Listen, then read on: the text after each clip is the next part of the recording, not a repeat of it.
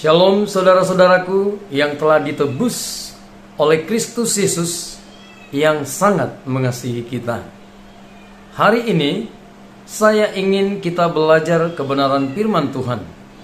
Saya memilih topik tentang bagaimana orang memandang Allah itu pada masa kini. Allah di perjanjian lama, Allah di perjanjian baru. Apa yang diajarkan di perjanjian lama dan yang diajarkan di perjanjian baru.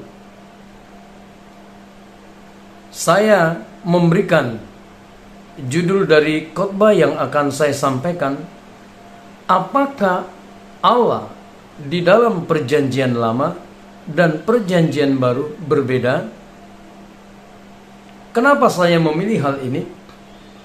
Karena ada, kalau tidak bisa dikatakan banyak, orang percaya pada masa kini menganggap Allah di perjanjian lama itu berbeda dengan apa yang ada di perjanjian baru.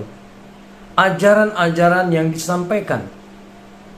Sebagai contoh, kita bisa melihat orang yang pada masa kini yang selalu dan bahkan cenderung mengagungkan kasih karunia, tetapi di dalam pemahaman yang tidak benar, yang tidak pas, mereka berkata Allah di dalam perjanjian lama itu Allah yang menakutkan, Allah yang kejam, Allah yang cepat sekali murka.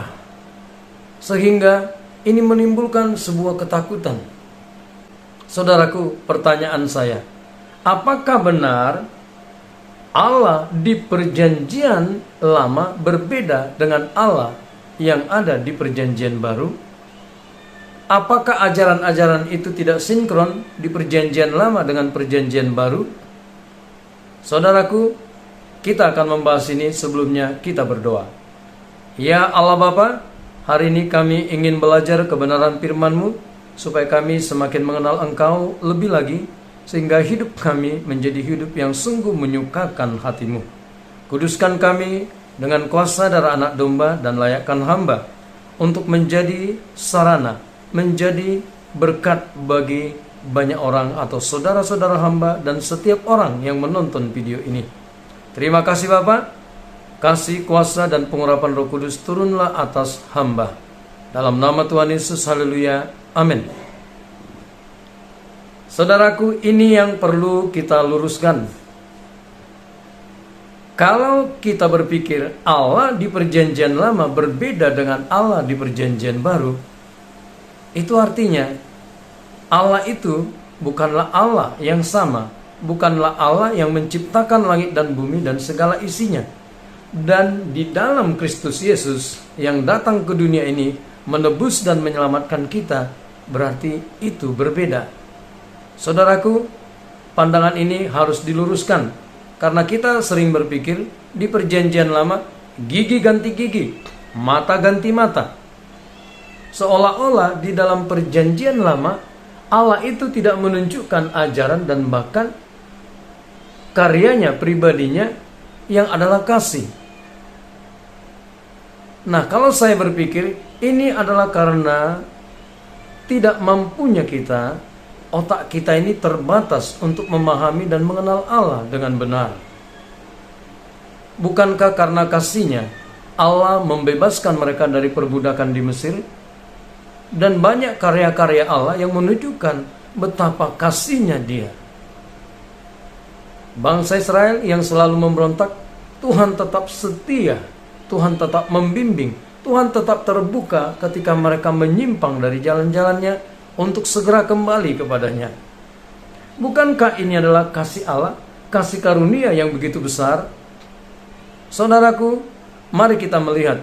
Mungkin kita berpikir, tapi saya ingin menunjukkan satu hal. Saya mencatat, saya ingin membandingkan kasus ini supaya kita bisa mengerti. Di dalam Imamat pasal yang ke-10 ayat 1-7 nanti bisa dibaca di rumah, ya. Tetapi saya ingin menyampaikan kepada kita, Nadab dan Abihu, anak-anak Harun, mengambil perbarahan, membubuh api ke dalamnya, serta menaruh ukupan di atas api itu. Dengan demikian mempersembahkan ke hadapan Tuhan api yang asing yang tidak diperintahkannya kepada mereka. Nah, selanjutnya kita bisa melihat Nadab dan Abihu akhirnya mati karena Allah murka. Nah, lihat itu. Allah itu cepat murka. Allah itu mengerikan. Allah itu menakutkan.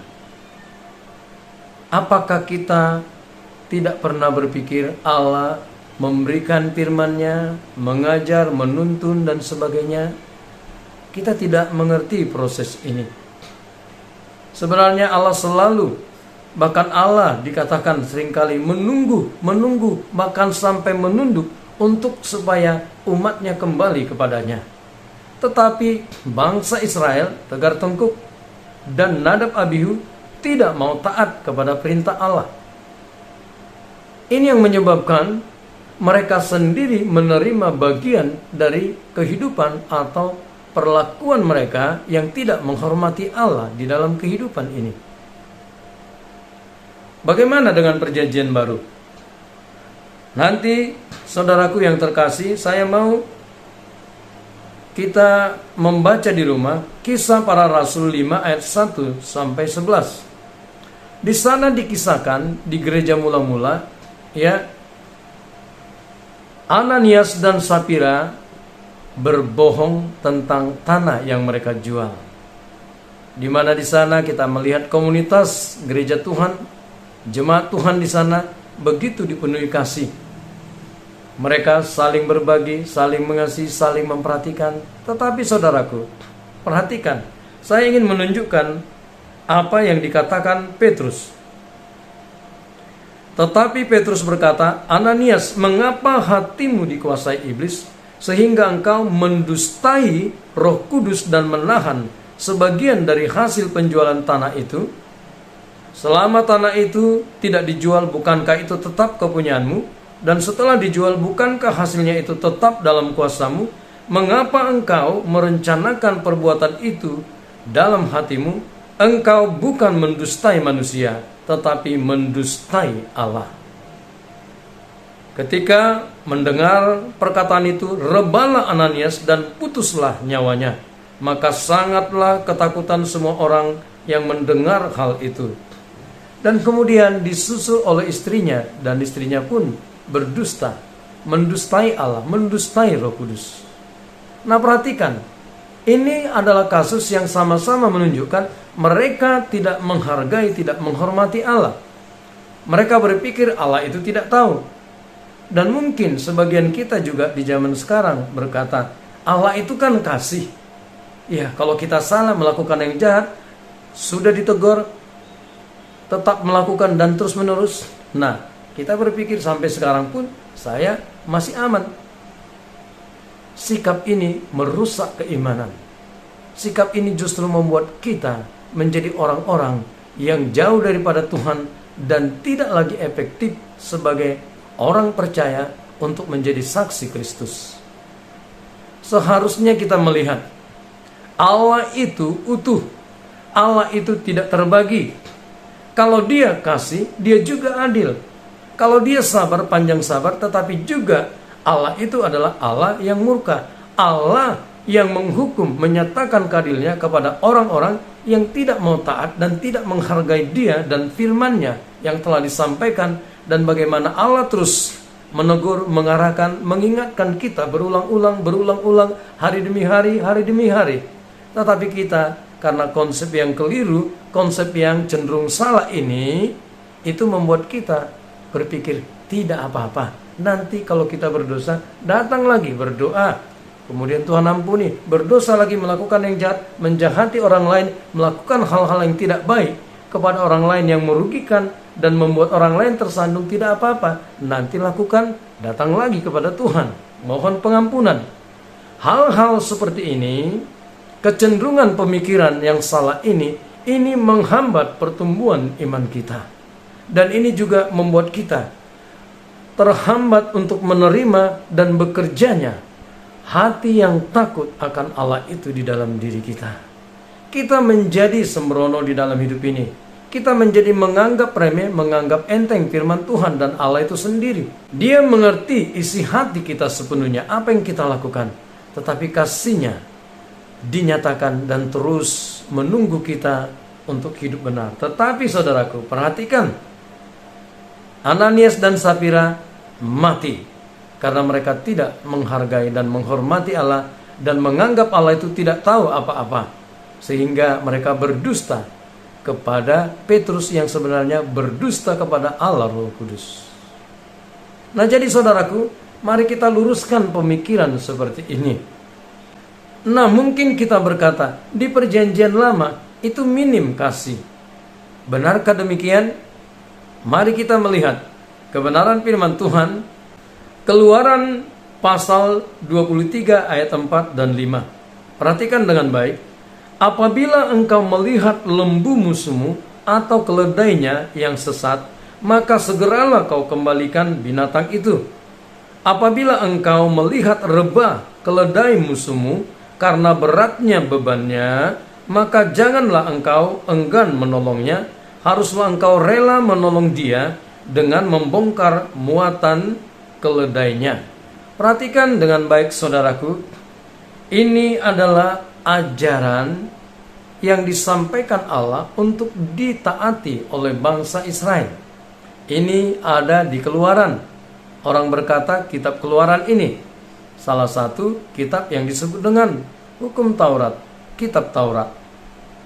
Nah, benarkah kitab Taurat di sana kasih Allah sangat minim? Benarkah? Mari kita lihat, ya. Di sini dikatakan, apabila engkau melihat lembu musuhmu atau keledainya yang sesat, maka segeralah kau kembalikan binatang itu. Saudaraku, kalau kita punya musuh biasanya itu berdampak kepada miliknya juga. Kita menjadi tidak mau tahu, bahkan kita mungkin merusak, menghilangkan apa yang dia miliki. Kalau ini misalnya tersesat, kebanyakan orang akan berkata, ngapain aku menolong, ngapain aku mengembalikan binatang itu kepada musuhku? Dia kan musuhku. Kami tidak cocok, atau dia sudah melukai hatiku, atau melakukan hal-hal yang tidak baik, tidak benar terhadap aku selama ini. Tetapi Allah berkata, kembalikan binatang itu. Kalau binatang itu tersesat, bawa kembali dan berikan kepada pemiliknya yang adalah musuhmu. Saudaraku, bukankah ini kasih? Kita berbuat baik kepada musuh kita, kita menolong musuh kita mengembalikan apa yang menjadi milik musuh kita, dan kita dilarang Tuhan untuk merusak, membunuh, atau membiarkan begitu saja. Jadi saudaraku, di sini jelas Allah itu adalah Allah yang penuh kasih. Kasih karunia Allah dinyatakan di dalam peristiwa ini dan peristiwa-peristiwa lain yang sebenarnya kalau kita teliti dengan baik, di sana kasih Allah begitu luar biasa dinyatakan. Perhatikan saudaraku. Nah, mari kita lihat ayat yang kelima. Apabila engkau melihat rebah keledai musuhmu karena beratnya beban, maka janganlah engkau enggan menolongnya. Nah, ini menunjukkan kepada kita Tuhan mengajar pengajaran yang benar kepada bangsa Israel. Itu juga artinya pengajaran kepada kita pada masa kini. Kalau ada kita melihat kesulitan yang dialami oleh orang yang sebenarnya itu dikatakan musuh kita, Tuhan berkata, jangan enggan menolongnya. Bukankah zaman kasih karunia sekarang banyak di antara kita enggan menolong orang, apalagi sudah tidak cocok dengan kita, mungkin menyebalkan kita, melukai hati kita. Bagaimana? Ini zaman kasih karunia. Orang kebanyakan berkata, zaman kasih karunia. Ya, Allah itu tetap Allah yang maha pengampun. Tetapi mari perhatikan dengan baik. Allah menuntut di perjanjian lama sekalipun orang belajar untuk mempraktekkan kasih. Jangan enggan menolong. Jangan enggan berbuat baik. Lakukan itu, bahkan kepada musuhmu sekalipun. Amin, saudaraku. Nah, perhatikan penggalan selanjutnya. Ya, haruslah engkau rela menolong dia dengan membongkar muatan keledainya. Nah, Allah berkata, haruslah engkau rela. Tuhan menginginkan kerelaan, ketulusan. Tuhan mengajarkan. Dan Tuhan tidak berkata, kau begini, kalau tidak begini, aku akan menghukum engkau. Tuhan memberikan pilihan kepada umatnya, tetapi juga sebuah perintah untuk melakukan kasih-Nya, mempraktekkan kasih-Nya. Tuhan berkata, haruslah engkau rela menolong dia. Dibutuhkan kerelaan. Allah tidak memaksa, tetapi ini perintah yang harus ditaati seharusnya. Kalau kita mengasihi Allah, kita menunjukkan ketaatan kita kepada Allah. Amin, saudaraku. Bukankah firman Tuhan berkata, kalau engkau menuruti segala perintahku, engkaulah yang mengasihi aku. Artinya, bukti kita mengasihi Allah, kita menunjukkan ketaatan. Itulah yang disebut kita hidup takut akan Tuhan, menghargai, menghormati, mengasihi Tuhan yang telah terlebih dahulu mengasihi kita. Jadi saudaraku, jelaslah di sini, Allah itu di perjanjian lama dan perjanjian baru adalah Allah yang sama. Dia adalah kasih, tetapi di dalam diri Allah, semua sifat-sifat Allah tidak ada yang bertentangan. Keberadaan Allah itu utuh, tidak terpecah-pecah. Dia adalah Allah yang penuh kasih, Dia adalah Allah yang adil, Dia adalah Allah yang maha pengampun, Dia adalah Allah yang menunjukkan kekuatan wibawanya supaya anak-anaknya, orang-orang percaya hidup di dalam kebenarannya. Banyak hal yang boleh kita lihat, sifat-sifat karakter Allah itu menjadi utuh di dalam dirinya, tidak terpecah-pecah. Artinya Allah itu tidak di satu saat hanya kasih, kemudian adil, menghukum, tidak. Tuhan itu tahu apa yang harus dilakukannya, diperbuatnya. Hanya saudara-saudaraku yang terkasih, kita harus menyadari, kita itu terbatas untuk memahami Allah. Kecuali Allah memberikan pengertian, membukakan pikiran kita untuk mengerti akan kebenarannya. Kalau tidak, kita sulit untuk memahami Allah dengan otak kita, pikiran kita yang terbatas ini. Harusnya ini menjadikan kita semakin merendahkan diri dan melihat Allah itu adalah Allah yang layak dipuji, disembah, yang dimana sebagai wujud rasa hormat kita, kita sungguh taat kepada Allah. Jangan lagi berpikir ini zaman kasih karunia sehingga kita bebas, kita sembrono, kita suka-suka hidup dan tidak mau taat kepada Allah. Kalau ini terjadi, itu justru merusak kehidupan iman kita, dan kita tidak akan bertumbuh di dalam kehidupan ini. Jadi saudaraku, mari kita melihat, mari kita belajar kebenaran firman Tuhan ini, supaya kita boleh bertumbuh semakin mengenal Allah di dalam kehidupan kita. Ya Allah ya Bapa, hari ini kami bersyukur karena Engkau memberikan pengertian, pemahaman kepada kami, untuk kami boleh belajar akan kebenaran-Mu, sehingga kami boleh memandang Engkau dengan benar, dan kami pun merendahkan diri untuk memohon pertolongan hikmat, pengertian yang daripada-Mu, supaya kami tetap hidup benar di hadapan-Mu. Terima kasih Bapa, dalam nama Tuhan Yesus, haleluya, amin. Demikian saudaraku, kebenaran firman Tuhan. Saya percaya ketika kita mendengarkan ini sungguh-sungguh akan terjadi perubahan, dan kita pun semakin mengenal siapa Allah kita. Tuhan Yesus memberkati kita semua. Shalom.